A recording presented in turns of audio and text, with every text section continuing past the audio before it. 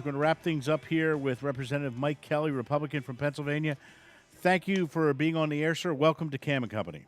Hey, thank you, fellas. It's good to be on the air with you. This is great topics to be talking about right now. Certainly, there's so many things going on in our country and around the world. Yeah, it's certainly timely. You ain't kidding, Congressman. Absolutely. But before we get started with the news of the day, I wanted to talk to you about around the end of May. You had a very viral video about you just went off on Steve Miller from the IRS, and you had the standing ovation. You were all over social media. You were the hero of the day. But since then, Congressman, it doesn't seem like the IRS is anything happening with the IRS. If you look at the NSA scandal, it's all become all about Snowden. It just seems I think to most people that these scandals, not for your trying and not for us reporting it, they're being as buried as possible. So, you go from a viral video and talking about this important topic to no one's talking about it anymore, sir. Right. Well, you know what?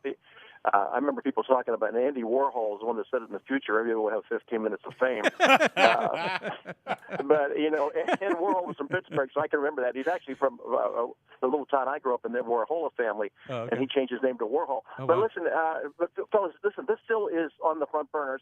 While maybe some of the other media people haven't been blasting it forward, we seem to be more interested in Paula Dean and Snowden and all these other things that are going on that are important, but have nothing to do with what's happening inside our country and happening to our private citizens. I think the most chilling thing about the IRS, and I think, listen, the fact that they targeted people the way they targeted them is upsetting enough, and especially going after the Tea Party the way they did, and people that had the wording patriot in, and all these little things that we looked at and said, I'm not saying that they're little, but this was a great part, and slow walking their permitting. But you know what the other thing is? They leaked really highly confidential information to other groups. Mm-hmm. And when you start to look at that, then you look at what happened in the NSA and say, listen, this collection of data, government collecting it, storing it in who knows where, and dispersing it to who knows whom, at times that they want to use it for political intimidation.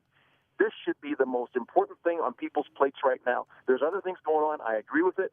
But we're still doing this investigation. Werfel said it's going to take a couple months for him to find out what's going on. I don't know that that's an acceptable way to play out. We're going to keep pushing it in ways and means, but we're going to do it in a way that the people of the country can be assured that they can have faith and confidence and trust in us. We're not just going to bite at something and then go out there and then say, later on, well, we thought we had the right information. We didn't. Yeah. We're being very careful that the information that we collect and the people that we're looking into, that we've vetted it, and it's absolutely true, and we can defend it in any position that we have to. So it's still going on. It's not getting the same publicity as it did before, but it's going to rise again to the level of people being concerned. It's like Benghazi, guys. Look, I mean, now we're 10 months past it, so maybe Carney will change his message. Now, look, it's 10 months ago. Yeah. That's a long time. Forget about it. Right. Exactly. We're not forgetting about it. We're going to keep pushing.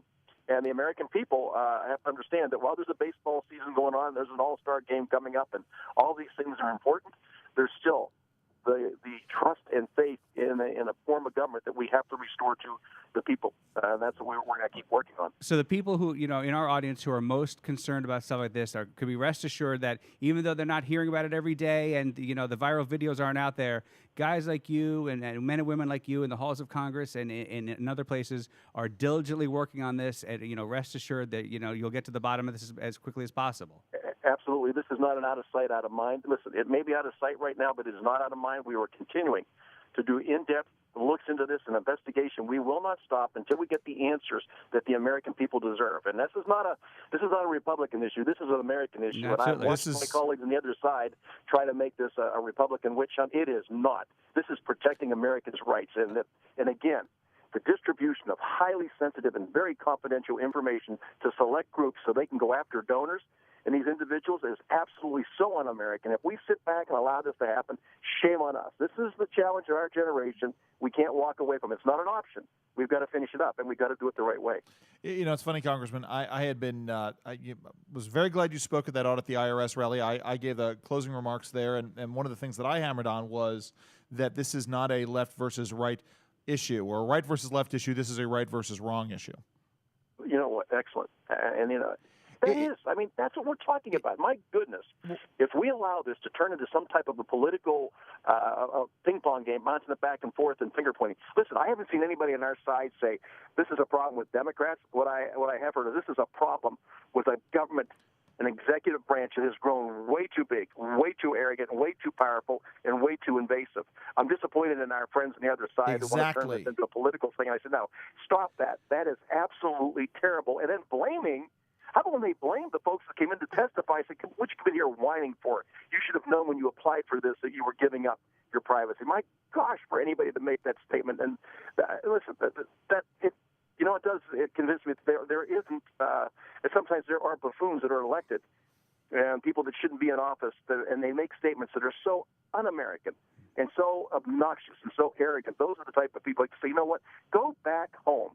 Get the heck out of here. You're not here for your own personal gain and good. You're here for the country and the people you represent. So let's get our hat on right here and get our hearts where they're supposed to be and get a stomach and handle this stuff. Amen. Honored to be joined by Congressman Mike Kelly of the beautiful state of Pennsylvania, John Pop's home state. Yes, so sir. He's very happy to have you on, sir. The Keystone State. Congressman, yesterday we learned that the Obama administration, in some power given to them by a unicorn, maybe, decided to delay the implementation of the employer mandate. First of all, none of us here could figure out where they get the authority to delay a law that they push through. But okay, fine. But what is your take on the delaying of the employer mandate? Well, everything is driven by elections. I know there's an awful lot of fear and a lot of concern about coming into the next election cycle, which is not that far away. Yeah. That this again, the situation that sank them in 2010 is going to sink them again in 2014 on when this Patient Protection Affordable Care Act. They got to get it off the front burner. They got to get the heat off them. But again, we're looking at something that was not read, was not debated, was pushed through in the middle of the night. And there's an old saying, haste makes waste. Mm-hmm. Anytime, and this is the town that I'm working in right now, doesn't do big things very well, whether it's the Patient Protection Affordable Care Act or the immigration policy that we're trying to push through now. Things that are that big need to be broken apart into smaller pieces and looked at. This Patient Protection Affordable Care Act, which the president points to as his single greatest achievement, Yes. all of a sudden now he's saying, well, but here, we're going to hold off for another year. The fact that the president has made this as the executive decision because he can't wait for Congress to repeal it. He's going to repeal parts of it himself if he wants to. This is, again, they're picking and choosing what he's going to put through. He was excited to have it become a law. Now he's not excited to enforce it. And I think this should send another message to the American people, not Republicans, not Democrats, the American people. This is a piece of legislation that is unworkable, it's unsustainable, and it's unacceptable. And for us to sit back and say, well, that it's law. Yes, it's law. We'll work in Congress to keep the funding to a minimum so we can hopefully repeal it sometime here in the future, but that can't be done until there's a different person sitting at 1600 Pennsylvania Avenue because he, of course, has the power to veto everything at the end. But, guys, I got to tell you, again, the American people, are you paying attention? Are you seeing what they're doing? They're picking and choosing certain pieces not to enforce so that they don't get you aggravated, and they want to make sure that somehow they get through another election. But, fellas, think if we were to lose our position in the House, and that's what the president has been working on since his inauguration, when his agenda and everything was driven about getting to that next election. Because if he can control the House for the last 2 years of his administration, it could be just unbelievably, we may never recover again. So I think this sends a big message to the American people. Look, we know it was a bad piece of legislation. The Supreme Court says, listen, we found that it's constitutional, but we can't protect you from electing people who come out with bad laws. That's your responsibility, Mr. and Mrs. Voter. So we got some work cut out for us, but he set the tone for it. His own piece of signature legislation, he's starting to back off on pieces of it because he knows it's unsustainable. Well, then that's exactly it, Congressman. I mean, it's one of these things. You're a small, you are a small business owner from up in Pennsylvania. You've got this experience. You know firsthand as an auto dealer that when you have an automobile that is in high demand, and that you have you mean like a limited Fisker? supply. Well, okay, not a Fisker. Sorry, bad example, sir. But a car that's in high demand and low supply, you can charge more. You're going to be able to charge more, and unless the car company makes more and demand goes down, you're not going to charge less for that car. And yet, in fact, we know what happens, guys. we come out with all kind of rebates in order to take a product that's slow moving and that people don't want. We throw money at it to try and get it off the lot.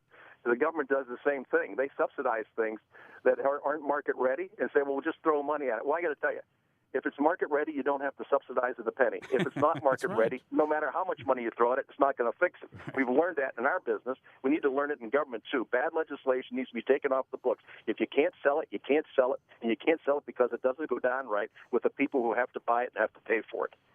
All right.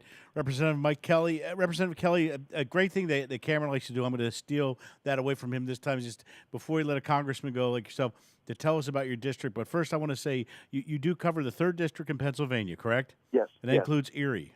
That includes Erie. Okay. We go. Go ahead. I'm sorry. I just want to say my father grew up in Erie, and I've spent much time there. So I just wanted to say, tell the other folks. I love that part of the state. It's near and dear to my heart. Tell the folks about the 3rd District of Pennsylvania. Well, the 3rd District of Pennsylvania, now under the reconfiguration of the district, we start at the lake and we work all the way south to my hometown, Butler, Pennsylvania. So we have Butler County, which is right above Allegheny County, Pittsburgh. We go over into Armstrong County, which is the Katanning and Fort City area, and then we go up the Ohio line. We don't have all of Lawrence County, but a lot of it. Go right up along the line. We have about whole pieces and parts of 7 different counties. And it is really a fantastic district to be from. And, well, with the registration, it goes slightly to Democrats, but people in this area are very socially conservative, and they're fiscally conservative. So I represent a lot of people who think the way I do and who have been raised the way I've been raised. Well, they may not be registered the way I'm registered. They're great, great Americans who understand what makes this work. They're blue-collar people that have just worked their whole life to make life better for the next generation. I think right now they're very disappointed in the way things are going, and they're looking to us for leadership, and we need to supply it. Quite honestly, I said earlier, my dad was a World War II guy, and I remember traveling with him as he got older, and we were talking about him going through the Depression and him and my mother going through recessions and trying to go through work stoppages in a world war. And I said, gosh, Dad, how did you do it? He looked across at me, guys. He was about 2 months shy of his 90th birthday. He said, what did you just ask me? I said, how did you do it? He said, my God, it wasn't optional. Representative Kelly. He said, what the hell is it with you guys? You Great got to up to the pump. We're almost out of time. Thank you, sir. Thanks for your service to our country, and we'll have a great day, and thank you.